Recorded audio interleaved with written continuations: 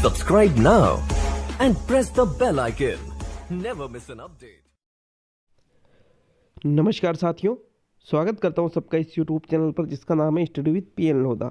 मित्रों, साइकोलॉजी का test number 2 जो कि RBSc 11th बुक से है। RBSc 11th बुक से एक टेस्ट पहले भी ले चुका हूं और RBSc 12th बुक से भी एक टेस्ट पहले ले चुका हूं। दोनों की अलग अलग प्ले लिस्टें बनाई हैं, साथ में NCERT की प्ले लिस्टें भी बना दूंगा। वहां से आप जो फिर टेस्ट पूर्ण हो चुके होंगे वहाँ से आप बाद में भी देख सकते हो। तो मित्रों, बिल्कुल रेगुलर, लगभग आपके यहाँ 124 दिन शेष है एग्ज़ाम को। रेगुलर तैयारी आपकी होनी ही चाहिए अब, क्योंकि रुकना नहीं है बिल्कुल भी। जो रुकेगा फिर वो रुक गया, फिर उसका सिलेक्शन भी नहीं होगा किसी भी तरीके से अगर आप रुक जाते हो। चलिए वीडियो को शुरू करते हैं। इसके पहले लेवल 1 वालों के लिए पर्यावरण का टेस्ट मैंने डाला है, तो जिसने नहीं देखा है वो ज़रूर जाकर देखिए लेवल 1 वाले। आपका पहला क्वेश्चन है मित्रों, प्रश्न को अच्छी तरह से समझना है। किन ग्रीक दार्शनिकों द्वारा मनोविज्ञान को आत्मा का विज्ञान माना गया? जॉन लॉक व लिविनिज, अरस्तु व प्लेटो, विलियम वुंट व टीचनर और थॉर्नडाइक व पावलोव। तो साथियों, राइट आंसर बताइए प्रश्न संख्या 1 में।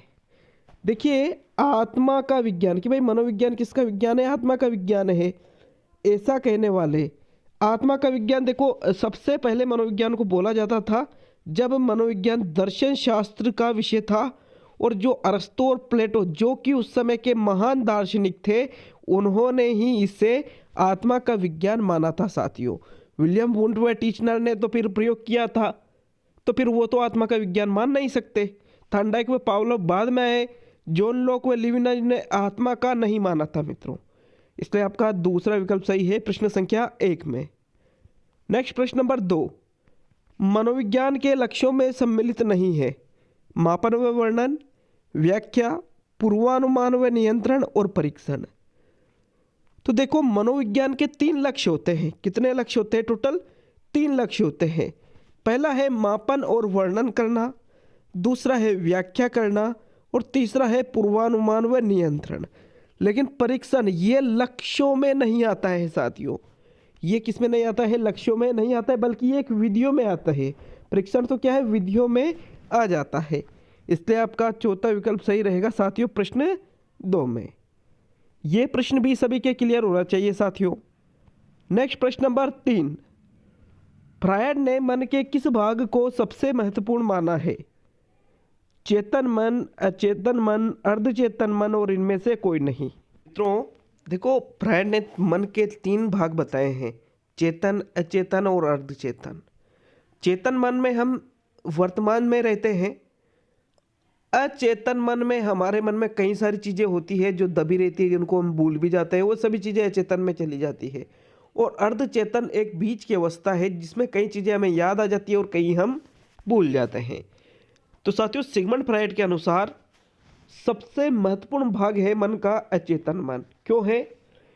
क्योंकि हमारी सभी जो हमारी जो बुरी यादें हैं, हमारे जो जीवन की दुर्घटनाएं हैं, मतलब लगभग 90% इन्होंने बताया है कि हमारे मस्तिष्क का कुल 90% अचेतन मन होता है, इसलिए इसको सबसे महत्वपूर्ण माना गया है साथियों। दूसरा विकल्प आपका सही है और इसका परसेंट होता है 10%। बाकी अचेतन का कोई परसेंट नहीं आता है। इसमें कई चीज़ें हम चेतन में चले जाते हैं और कई चीज़ें हम अचेतन में धकेल देते हैं। तो मित्रों, यहाँ पर आपका दूसरा विकल्प सही रहेगा प्रश्न 3 में। नेक्स्ट प्रश्न नंबर 4,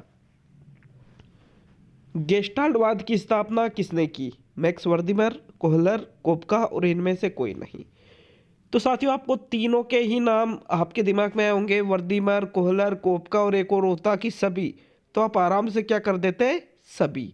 लेकिन मैंने सभी को हटा के यहाँ क्या लिख दिया? इनमें से कोई नहीं। तो अगर हम बात करें, इन तीनों में से पूछ ले कि गेस्टाल्टवाद का संस्थापक कौन है, तो साथियों आपका राइट आंसर रहेगा मैक्स वर्दिमर। बाकी कोपका और कोहलर इनके सहयोगी थे। क्या थे साथियों? सहयोगी। इसलिए आपको याद रखना है, अगर पर्सनली पूछे तो एक की, तो वो रहेगा मैक्स वर्दिमर।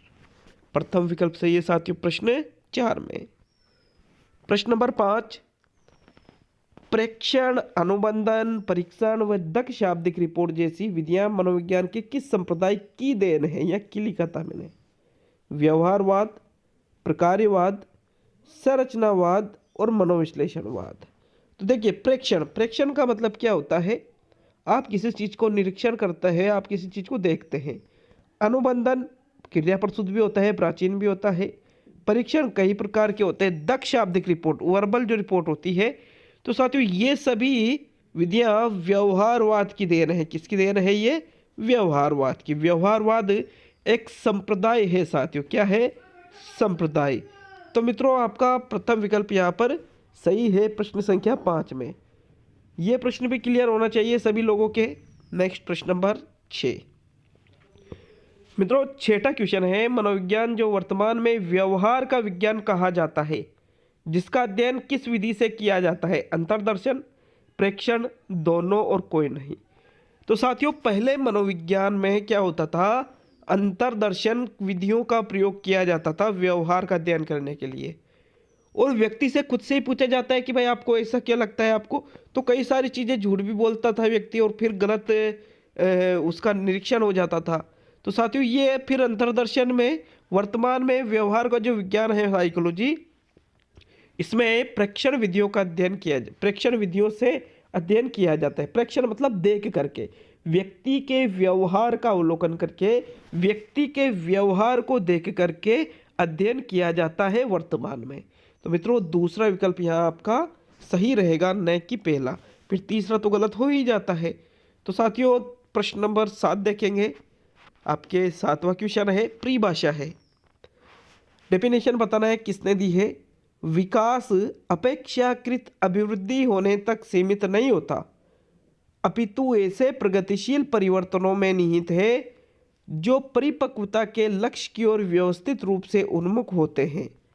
उपरोक्त कथन किसका है? गेसल का, सोरेनसन का, हरलोक का और गार्डन का। तो मित्रों, उपरोक्त जो कथन है, कथन क्या कह रहा है? विकास अपेक्षाकृत अभिवृद्धि होने तक सीमित नहीं होता। मतलब विकास ऐसा नहीं है कि जब तक वृद्धि होगी तब तक विकास नहीं होता है, बल्कि ये ऐसे प्रगतिशील परिवर्तनों में निहित होता है जो परिपक्वता के लक्ष्य की ओर व्यवस्थित रूप से उन्मुख होते रहते हैं। मतलब जो हमेशा चलता रहता है। तो साथियों, उपरोक्त जो परिभाषा है ये दी गई थी हरलोक के द्वारा। किसके द्वारा दी गई थी? हरलोक के द्वारा। विकल्प नंबर 3 सही है प्रश्न 7 में। परिभाषा है ये, तो इसमें ज़्यादा समझाने वाली बात नहीं है कि भाई हरलोक ने कैसे दी, दे दी भाई, उनको जो लगा उस हिसाब से। नेक्स्ट प्रश्न नंबर 8, 8वां क्वेश्चन है आपका। असत्य कथन है, वृद्धि व्यक्ति के शारीरिक पक्ष में परिवर्तन है, विकास सार्थक वृद्धि के अभाव में भी संभव है, वृद्धि व्यक्ति का कार्यात्मक पक्ष है और विकास एक सतत प्रगतिशील प्रक्रिया है। तो मित्रों, एक एक कथन को अच्छी तरह से समझते हुए आंसर दीजिएगा, क्योंकि टाइम लोगे तो आंसर ज़्यादा सही होगा आपका। राइट आंसर बताएं प्रश्न 8 में। मित्रों, यहाँ पर आपको क्या देखना है? असत्य कथन। तो पहला क्या है? वृद्धि व्यक्ति के शारीरिक पक्ष में परिवर्तन है।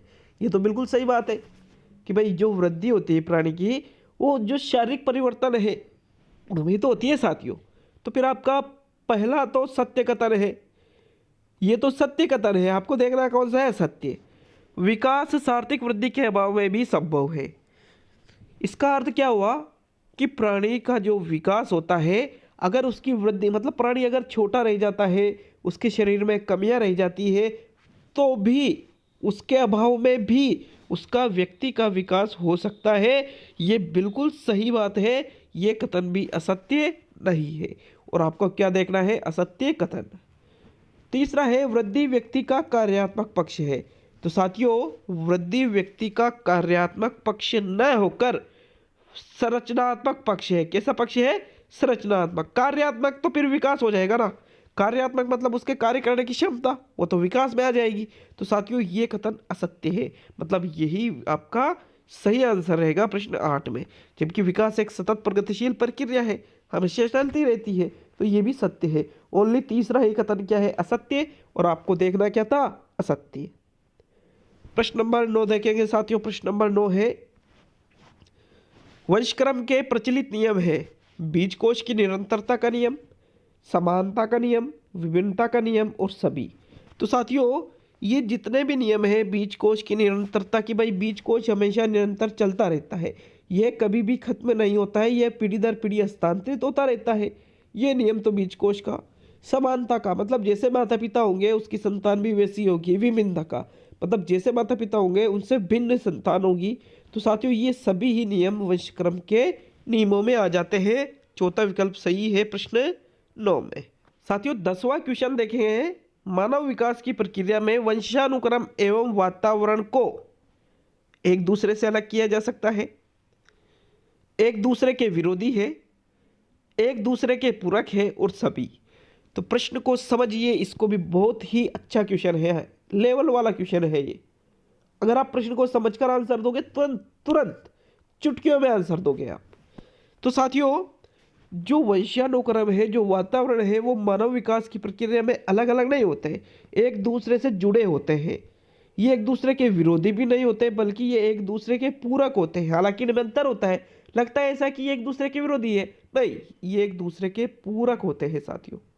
विकल्प नंबर 3 सही रहेगा प्रश्न 10 में। नेक्स्ट प्रश्न नंबर 11, जीवन मनोवृत्ति की ऊर्जा को कहते हैं libido, id, ego, super ego. तो जो जीवन मनोवृत्ति की जो ऊर्जा है उसको लिबिडो कहा जाता है। लिबिडो क्या कहा जाता है? लिबिडो, जिनमें जीवन के प्रति सकारात्मक सोच होती है साथियों, जो जीवन का आनंद लेते हैं, जीवन में जो प्रसन्न होते हैं। और जबकि इसके विपरीत जो व्यक्ति होता है जिसमें लिबिडो की कमी होती है, तो साथियों व्यक्ति कई बार आत्महत्या करने का प्रयास करता है, मृत्यु मूल प्रवृत्ति उसमें पाई जाती है, वो हमेशा नकारात्मक होता है। तो साथियों प्रथम विकल्प सही है। ईड, ईगो, सुपर ईगो तो मैंने आपका ध्यान भटकाने के लिए लिखा था। प्रश्न नंबर 12, कई महिलाएं मन में उपजी गंदी गालियों को मन में ही रख लेती है, जो कि उदाहरण है। देखा होगा आपने, देखा क्या? वो तो महसूस करना पड़ता है। आपको लगता है कि यार ये मुझे गालियाँ, मन मन में कई गालियाँ दी होगी इसने, लेकिन बाहर नहीं दे सकते, तो फिर उसको हम दबा लेते हैं। उसको क्या कहते हैं? प्रक्षेपण, दमन, अंतर्वेशन और सभी। तो साथियों उसको कहा जाता है दमन। दमन का मतलब होता है अपने अंदर जो चीज़ें उठती है, अगर हम उनको मन में ही दबा लेते हैं, बाहर नहीं आने देते हैं, तो उसको ही दमन कहा जाता है। उपरोक्त जो उदाहरण है महिलाओं वाला, ये एक दमन का उदाहरण है साथियों। उदाहरण और पुरुषों के ऊपर भी हो सकता था, लेकिन बुक्स से ले लिया था मैंने ये उदाहरण मित्रों, अपनी तरफ से नहीं बनाया था। नेक्स्ट प्रश्न नंबर 12 के बाद में 13 देखेंगे। 14 क्या? 13वां क्वेश्चन, फ्रायड के अनुसार किस अवस्था में बालक को मल त्याग की क्रिया में तनाव से मुक्ति और खुशी मिलती है? मुख्य अवस्था, गुदीय अवस्था, लैंगिक अवस्था और सुषुप्त अवस्था। तो देखिए बालक मल त्याग करता है, उससे तनाव से मुक्ति और खुशी, मतलब उसे अच्छा महसूस होता है। तो काम वासना की पूर्ति मल त्याग, अपेक्षा, इनके माध्यम से होती है साथियों। छोटा जो बालक है तो वो जब गुदी अवस्था में होता है मित्रों, तब ऐसा होता है। कौन सी अवस्था में? गुदी अवस्था में। इसलिए उसका एक टाइम भी बांध देना चाहिए बच्चे का कि एक निश्चित टाइम तक ही वो मलमूत्र का त्याग करे, ताकि बाद में अगर वो टाइम बिगाड़ लेता है तो बाद में वो गंदा व्यक्ति बनता है। और टाइम अगर उसका सेट कर दिया जाए, उसकी एक आदत डाल दी जाए, तो फिर वो एक अच्छा व्यक्तित्व उसका होता है साथियों। विकल्प नंबर 2 सही है प्रश्न 13 में। नेक्स्ट प्रश्न नंबर 14, फ्रायड के सिद्धांत में, प्रश्न 14 को समझना पड़ेगा। फ्रायड के सिद्धांत में सुषुप्त अवस्था एरिक्सन के मनोसामाजिक विकास की किस अवस्था के समान है? तो ये क्वेश्चन तो एक है, लेकिन इसमें 3 क्वेश्चन छुपे हुए हैं। मैं आपको बताऊंगा अच्छी तरह से। पहले आप आंसर बताइए। विश्वास बनाम अविश्वास, पहल करना बनाम अपराध बोध, उद्यमिता बनाम हीन भावना और आत्मनिर्भरता बनाम शंका व लज्जा। मित्रों पहली चीज तो ये कि फ्रायड के सिद्धांत में सुषुप्त अवस्था कौन सी उम्र में चलती है, आपको ये पता होना चाहिए। देखो नॉर्मली सुषुप्त अवस्था का मतलब होता है लगभग 6 से 12 वर्ष। जब बालक बाल्यावस्था में होता है तब सुषुप्त अवस्था होती है, मतलब तब उसमें विपरीत लिंग के प्रति आकर्षण नहीं पाया जाता है। तो वही चीज एरिक्सन का जो मनोसामाजिक है, आपको देखो इसकी अवस्था 6 से 12, एक ये बाल्यावस्था, 2 क्वेश्चन। और तीसरा आपको ये बताना है कि ये अवस्था एरिक्सन के मनोसामाजिक में कब आती है। विश्वास बनाम विश्वास, पहल करना बनाम अपराध बोध, उद्यमिता बनाम हीन भावना और आत्मनिर्भरता बनाम शंका व लज्जा। इसमें सही आंसर है साथियों उद्यमिता बनाम हीन भावना। इसकी उम्र होती है 6 से 12 वर्ष एरिक्सन के सिद्धांत में। वही फ्रायड के सुषुप्त अवस्था, फ्रायड का जो सिद्धांत है उसकी सुषुप्त अवस्था वाली एज है। तो साथियों तीसरा विकल्प सही रहेगा प्रश्न 14 में।